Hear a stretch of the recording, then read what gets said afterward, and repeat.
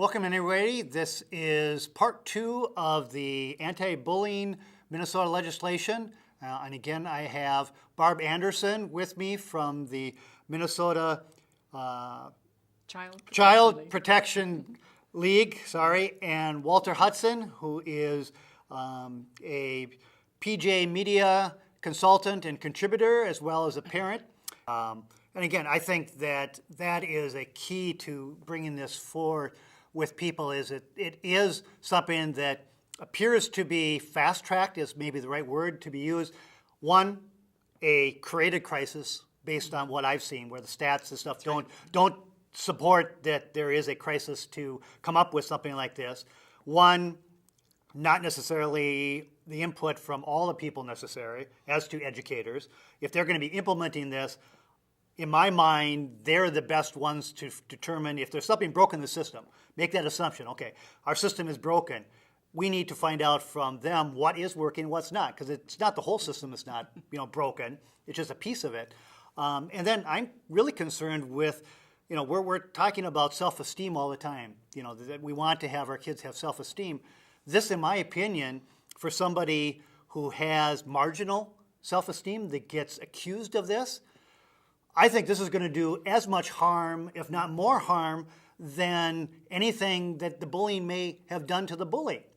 It just blows my mind that we have gone and, in essence, put it on whoever may be accused. And the anonymous piece of it also, I understand to some extent that that's appropriate at times. There's times where it's not appropriate either. When you're accusing and having to face-to-face, because my understanding is the school district and the administration can force you to sit with your accuser face-to-face at their option, as opposed to the other way around. It isn't a two-way street. That's right. Which, again, is emotionally. If I have somebody, I'll go back to elementary. If you've got an elementary student who is even, fourth grade or fifth grade, and they have somebody who is larger, may have already intimidated them in some other way, face-to-face, and have to apologize for them, in most cases, I don't think it's going to be genuine. It's going to get out of the situation because they're going to be fearful and those types of things. So we're creating more anxiety and more mental health issues this way than we're curing.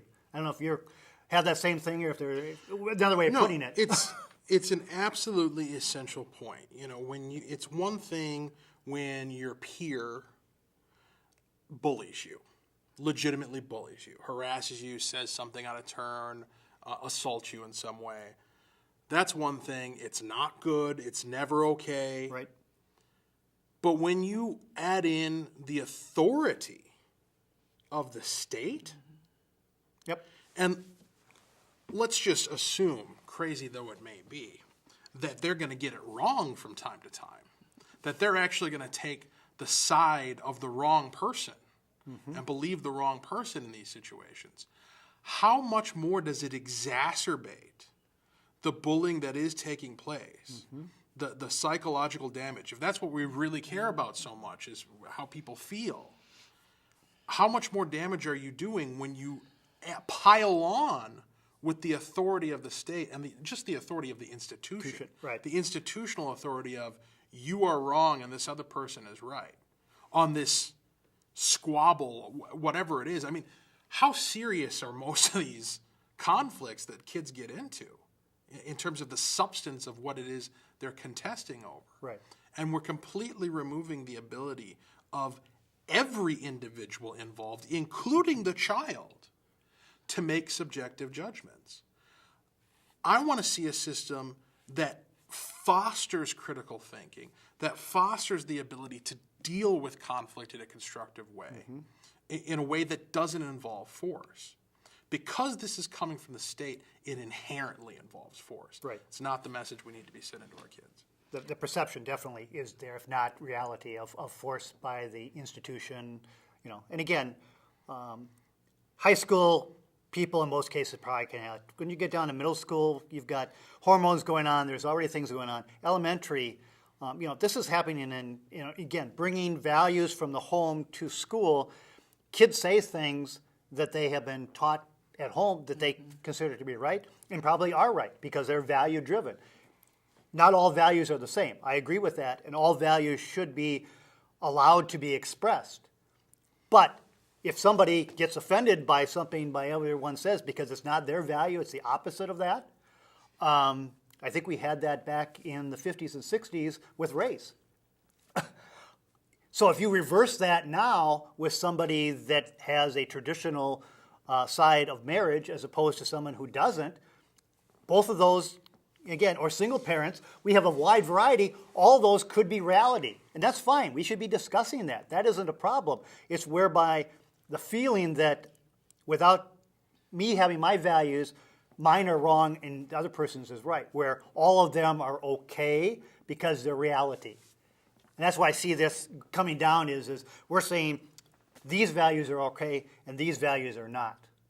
Yeah, the problem with race relations in this country wasn't just the attitudes of particular people. Right. The attitudes of individuals are something that I can deal with in a free market. I can choose not to associate with that person. Right.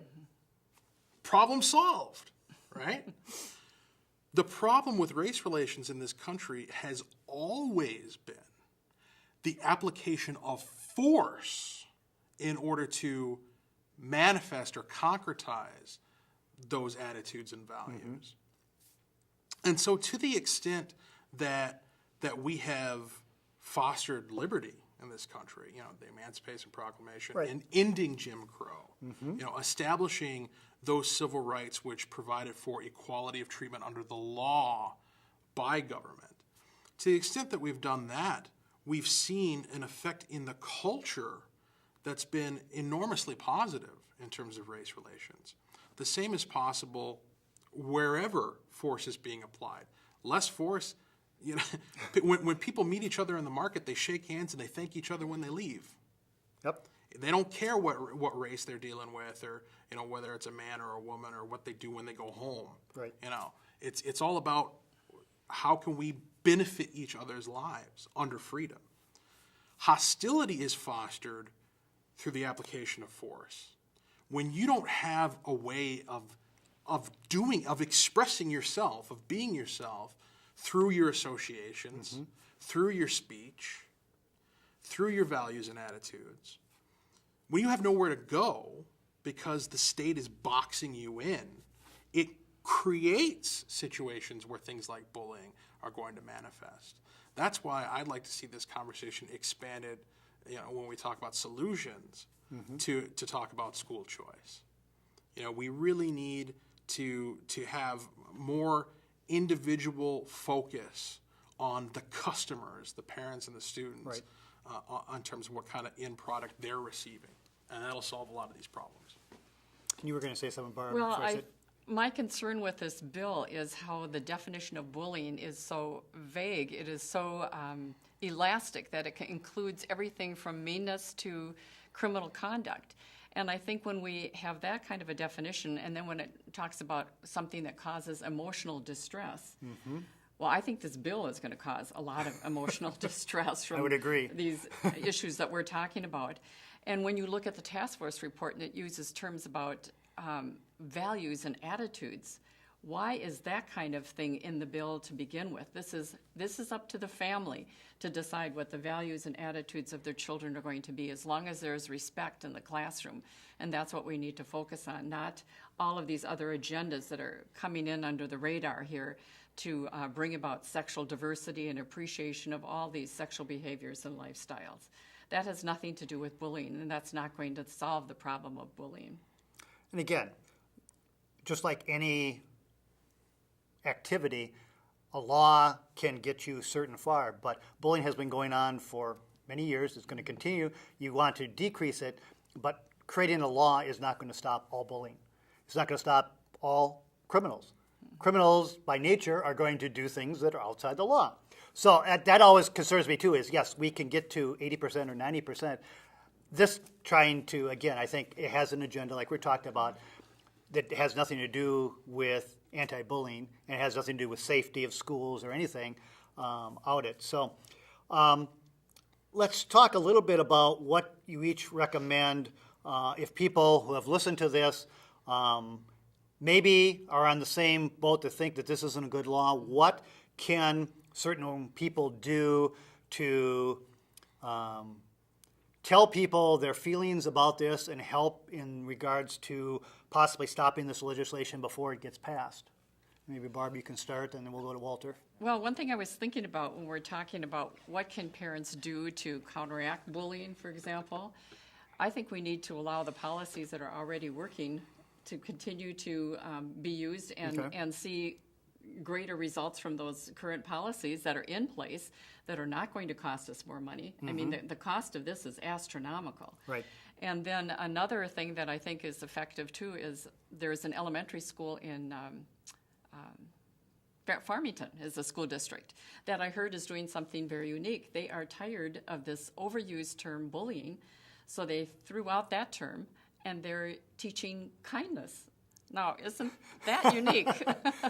And that's something that we all can do and that teachers can emphasize, because if you start with the younger children and teach them kindness and respect for each other, you are not going to have as many of these incidents of bullying to begin with.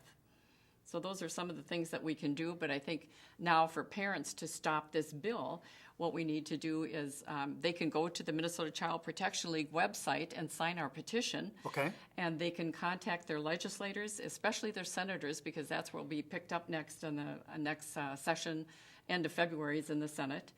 And then they can also ask to have a speaker get one of these DVDs so that they can get the word out to their friends and neighbors and churches. And there are lots of things, but the process of education is the beginning step, and we need to let everybody know what is behind this bill. Okay. Very good. Walter? I've been an activist for a few years now, and one of the dangers of political activism is becoming overwhelmed by too many things to pay attention to. And so the first thing to do is to decide whether or not this is something that you really want to throw some interest into. And I'm not talking about some kind of major commitment. I'm just saying, even doing something for 5 or 10 minutes in today's busy world is a commitment. Right. Right. Oh, yes. So you need to make the decision that this is something that you care about. And once you've made that decision, again, mnchildprotectionleague.com. Read the Prevention of School Bullying Task Force report that was commissioned by Governor Dayton's executive order. This tells you, this gives you, this is the who, what, when, where, and why Yes, absolutely. of why we're even talking about this bill. Read the bill itself. Get some context for it. And, reading task force reports and bills can be mighty dry stuff. But if you can plow through it, it doesn't take long. If you can plow through it, you're gonna be better informed as to what it is that's at stake. And once you've done that, sign that petition as an informed individual, knowing what it is that you're standing against, and then start to talk to other people about it and just suggest the same thing to them. You guys need to read this task force report. You need to read what they are planning to do to your children. What they are planning, what kind of bureaucracy they want to employ to affect the values and attitudes that are permissible in our children in Minnesota. What kind of a country is this? I mean, to me, there is nothing more fundamentally American than your individuality. Yep. Again, they're always talking about diversity. To me, that's what diversity is. It's my individuality, which is different than yours, it's different than yours, it's different than everybody's. And being able to keep that, being able to be integral to that and true to it without having to worry about somebody clubbing me over the head on account of it. That's exactly what we're losing with this legislation. The other thing that I would add was, and most of you people that have seen this know my passion about education is, start talking to teachers and administrators and even your school boards about this and see what their feeling is, because I think they need support. We've already talked about the Minnesota Association of School Board coming out against it, the superintendent's coming out against it. I think once the teachers also understand this new policing that they're going to have to do, most of them did not sign up for this. Most of them already are burned out with being in the classroom and their extracurricular activities. They have no time to go and be following people on Facebook and those types of things.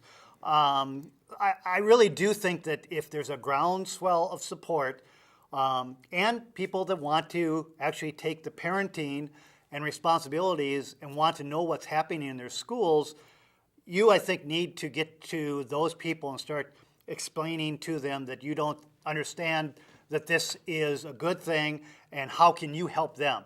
I know in our school district, we have a legislative action committee.